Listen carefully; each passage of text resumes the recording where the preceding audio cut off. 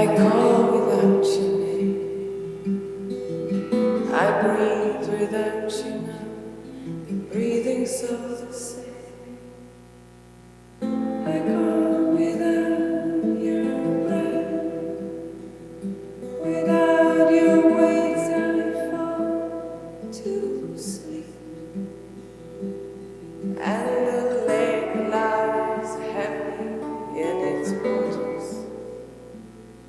And the lake lies heavy and still.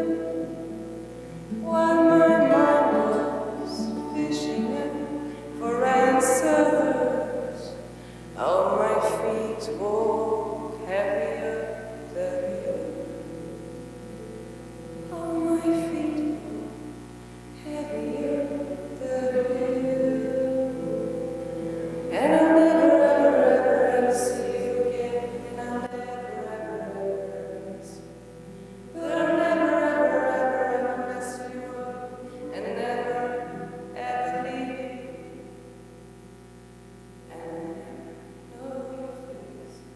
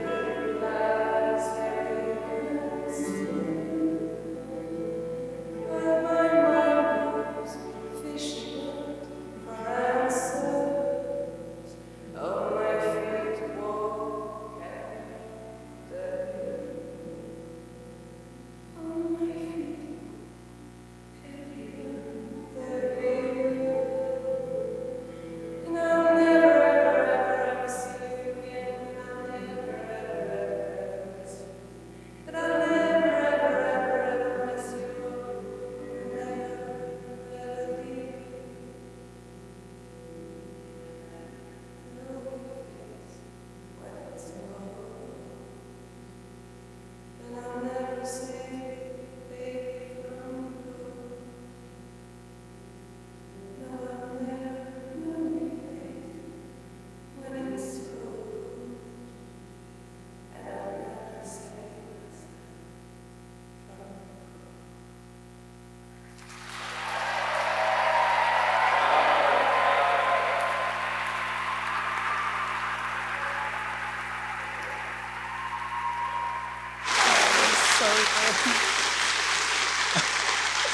Thank you, Mark. Thank you, Vicky. We're going to get you in the center, Vicky. Thank you so much. They'll hand you some microphones, I think, coming out from here. Dear guests, please join me in welcoming back to the stage director and co-writer Samuel Van Grinsven, actor Dacre Montgomery,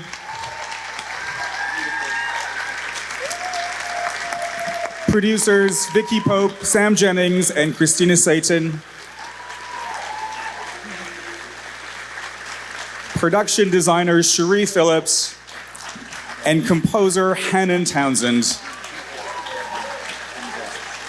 If there's anyone I miss, please come on out and join the stage party. Thank you so much. Dear guests, thank you so much. Please, another round of applause for this incredible film team.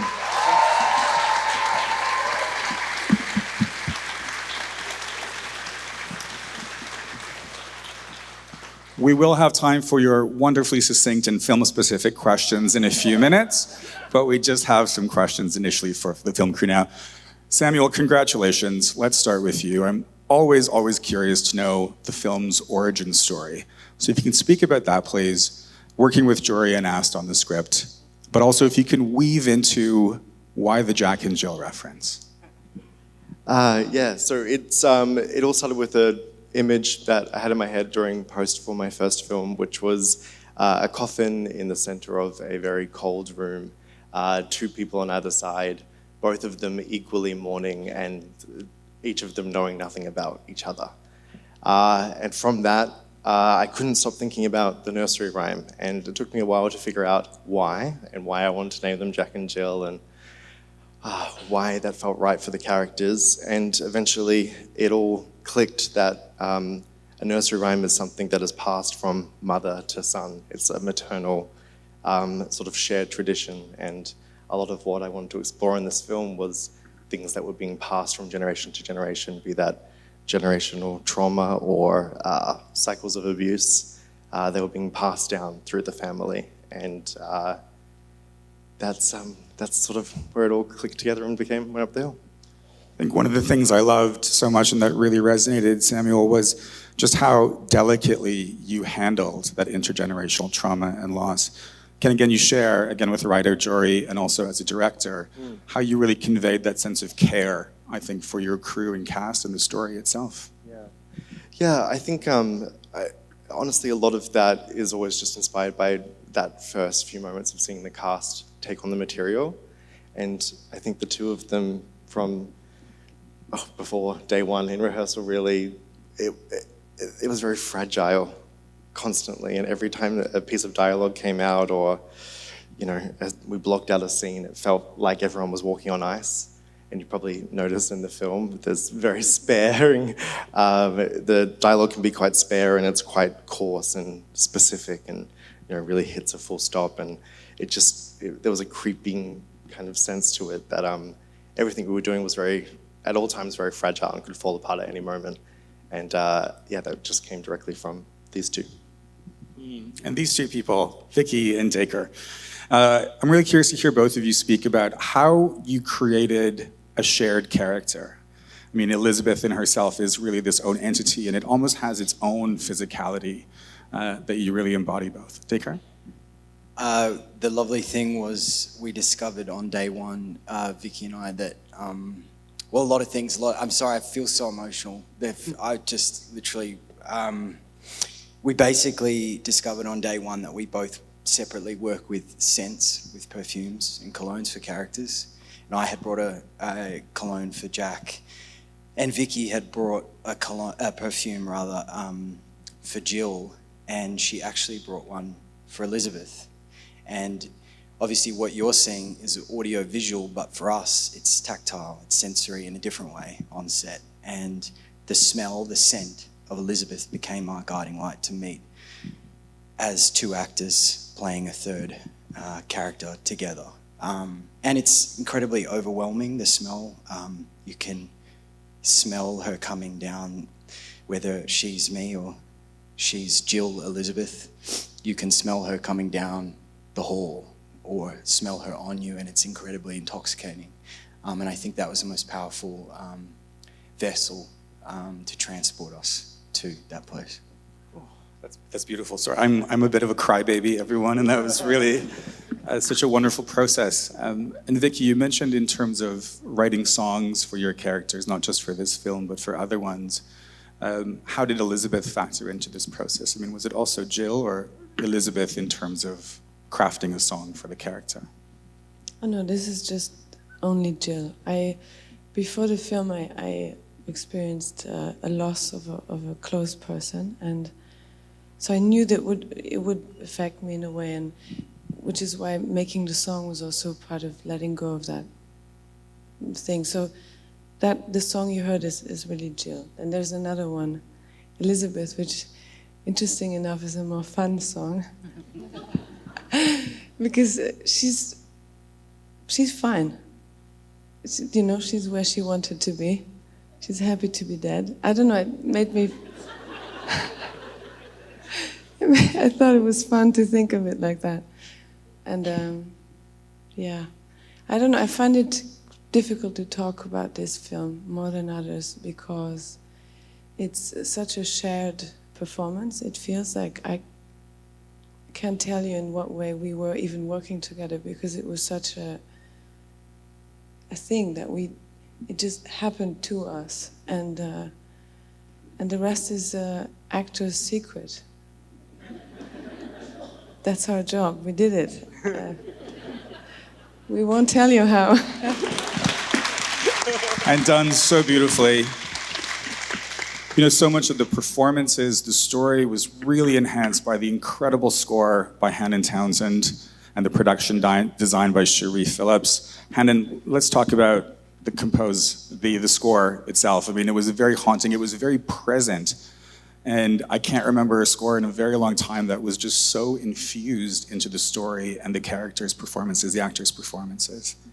Yeah, I mean, when I first spoke with Sam on the Zoom call right at the beginning, he had this crazy idea where we would create a whole score using ambient vocals. And I was like, oh my gosh.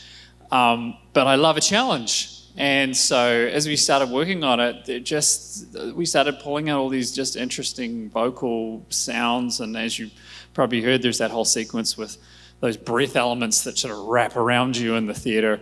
And we just wanted it to feel otherworldly and kind of to feel atmospheric, I guess, in the same way that, how cold it is on screen, you kind of want to feel that, but you also want these moments of warmth.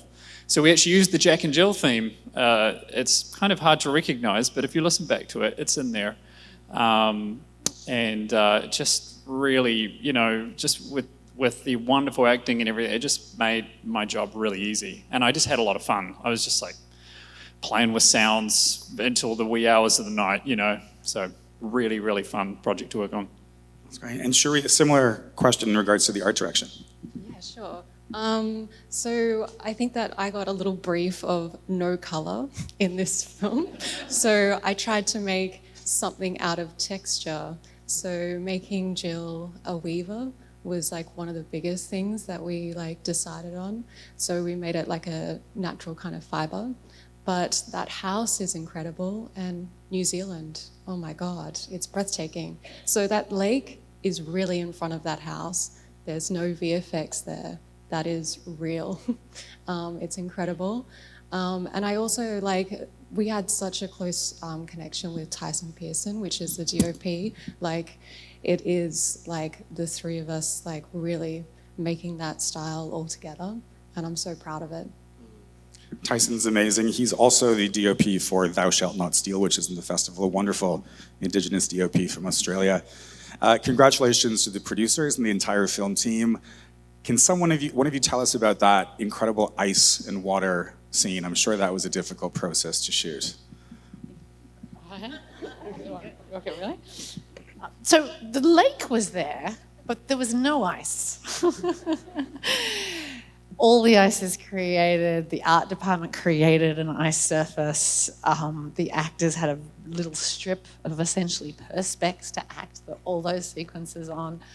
It was quite a feat at one stage, I think, where we thought the lake was going to be, got flooded, and then we had to move it to an entirely other site that had literally no lake, no water, no ice, no nothing.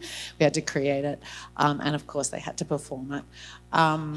It was a combination of, I think, performance, VFX, and just belief. We were lucky enough for that because we're shooting in New Zealand and the incredible art teams they have there. We were working with a few people from, obviously a much bigger film, but The Hobbit, where they had previously built an ice lake. So there was some sort of hand-down knowledge through New Zealand, which was lovely. Yeah. But also because Sam has such an incredibly specific vision, he had planned every single shot of those sequences, so everybody could sort of piece them together. We shot in a pool at one stage, but yeah, I think it's just testament to Sam's the rigor and specificity of his vision. Beautiful. Fantastic job. We have time for some audience questions. If there's one burning question, right here, if you can just repeat, and I'll repeat it in the microphone, please.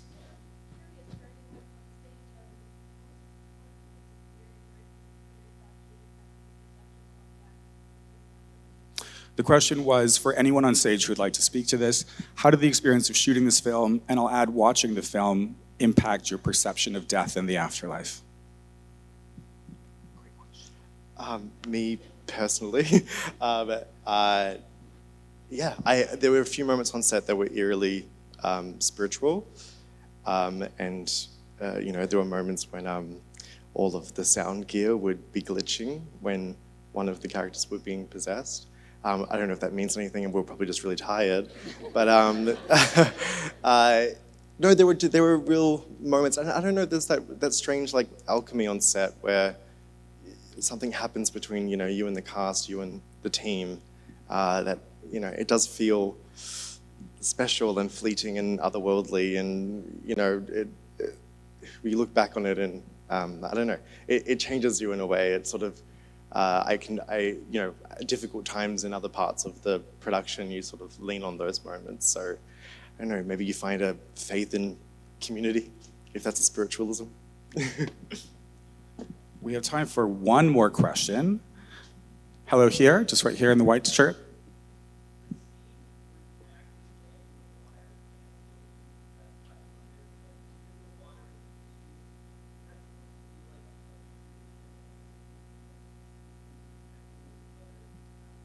So the question was in regards to Jack in the water bleeding with Jill, and was that intended to be a reference or a recreation of his time in the womb?